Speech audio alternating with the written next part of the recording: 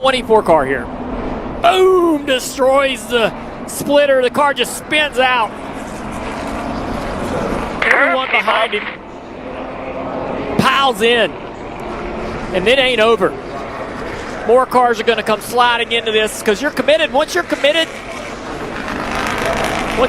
to that kink, you can't avoid the calamity right there. Big, good angle to see how the rest of the field. Look at the 22 destroyed his car over the curb.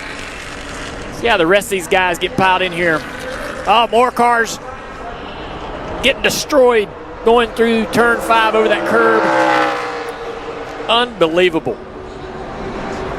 Now, Steve, I got to ask you, why would the Cup cars have more trouble with that particular curb when we didn't have this type of issue yesterday with Xfinity cars? You know, Dale, I was wondering that as we've seen them repair this curve. I didn't know if it was just wear and tear. Remember, we had an entire race yesterday with the Xfinity, and now the Cup have finally broken the parts loose. I didn't know if it was the speed of the Cup cars. I mean, when you look at, weight and sizes, look at the destruction. Just car after car jumps that curb and spins through the grass. Heavy contact with the 22. So good to see. Ryan Blaney in the 21. It was just behind him. Stenhouse Jr. into the wall. Back out. There was some contact made behind him, and then big contact from Jimmy Johnson. I mean, from that angle, it looked like Stenhouse lost it off the long carousel. Got loose, leaving the carousel, trying to carry speed. Just got loose, and now he gets back out on the racetrack. Heavy shot for Jimmy Johnson into the side of the 17. You see 16 of Greg Biffle also getting into the Armco, the 3 of Dylan. We've seen some major crashes here, Jeff. Unfortunately, I know you've been a part of at least one. It's that blind sweeping corner. So we're going to see right here the 17 of Ricky Stenhouse up in front. He gets up over that curb and just gets loose. Just hard in the gas, gets loose, comes across the racetrack. Big shot into the Armco, and then it's just so narrow, Rick. There's no escape route. The 17 doesn't slide 100 feet off the racetrack. He comes back onto the racetrack. Heavy contact with the 48 of Jimmy Johnson. Here's Sam Hornish racing with Casey Kane as they come out of the corner. Oh, looks like Casey got loose and tried to correct it. Got into Sam, and goodness gracious, what just as we saw the other day. Wow, huge lick by Jeff Gordon. It's good to see him get out of his car. And Sam Hornish. Both of those cars hit extremely hard on that second impact. Gordon head on into the Armco barrier. We saw this happen with Jason Leffler's car the other day, get thrown back, and Jeff Gordon wide open, nowhere to go. It's good to see those guys get out of the car. Joey Logano just missing the inside of the 77 car when he came by. Right along with Jeff Gordon here. Be ready, folks. This is hard. Ooh.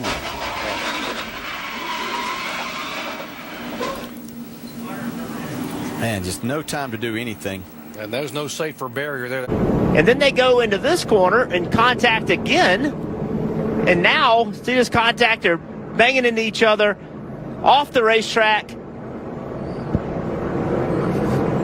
And now Noah, I don't know if he had a mechanical issue or just hung a right in frustration, and that started this massive crash behind them. Well, look what everybody sees, too. You can't see anything with all that dust.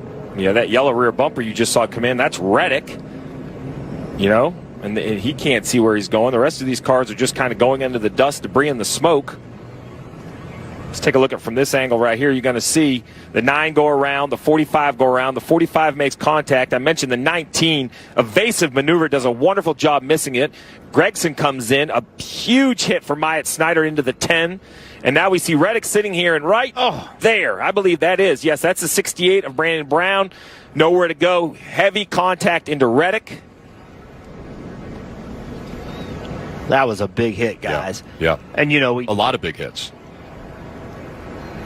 You can see right there, they're sideways. Now everybody behind them is just nowhere to go. And look at all the dirt, the smoke. Visibility is about impossible. And they just start, just coming into the wreck with no ability to see what's in front of them. Oh. Yeah. Brandon Brown was behind Sammy Smith. Sammy Smith went to the left, and as soon as he went to the left, that car was right in front of him. He had nothing he could do. So, or maybe not. His hood's no, still not up. yet. Oh, somebody checked up right there. McDowell checks up. Truex gets into him. and he's slowing down, and here comes Cole Custer through to the inside, nowhere to go, has no idea. Martin Truex Jr.'s had damage. Now that right, thank goodness there's a little bit of a safer barrier. Well, is that That's a foam barrier? Yeah. It's a foam wall. Barrier? Yes. Thank goodness that was there instead of just hitting that Armco barrier for Cole Custer. We're going to ride with Martin Truex.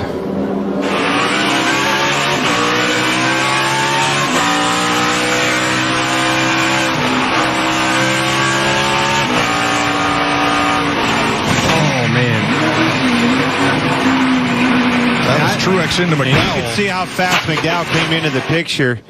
And I don't know if McDowell had an issue or he's same thing, visibility, and he's just trying to get checked up. But there were cars in front of McDowell, but none were slowed dramatically from what we could see there. I feel like we could get the Air Titans out there and probably help these guys restart, especially just on that straightaway. It's the only troublesome spot I see on the whole track. And it's not water standing. It's just like you said, Jeff, these cars that are 3 and 4 wide on these restarts in particular. Massive hit right there. It's Cole Custer. Man, he almost got him on his lid. That was a big hit. Unfortunate. Bowman, the heavy damage to that truck. Remember, he had gotten that pit lane penalty, which had put him back in the field. So there's Balicki. Looked like Friesen got into the back end of him. Boy, that's a hard hit for that 30. That is a bad angle. But again, we saw Balicki climb out of that truck. That is a massive testament to the safety that NASCAR mandates and the bars. I mean, watch the angle here. The biggest thing you're always worried about in the crash is the angle that you're going into the wall. And this is practically 90 degrees right here. Big hit. Those Hans devices, those roll bars, those door bars, those seats especially, let him walk away from that with probably nothing but a bruised ego. Lawless Allen got some damage in there as well. We mentioned the 7 of Bowman. 11. Then Mike McDowell gets into the back of Gilliland, getting into the corner here. Oh my goodness. It's the hard line. Right across in front of Labonte, who backs that car into the guardrail. There comes the 77 of Hornish.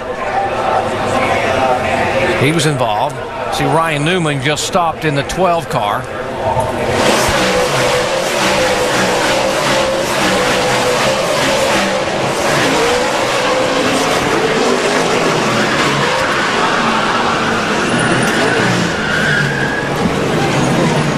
That was a lot of really hard hits right there.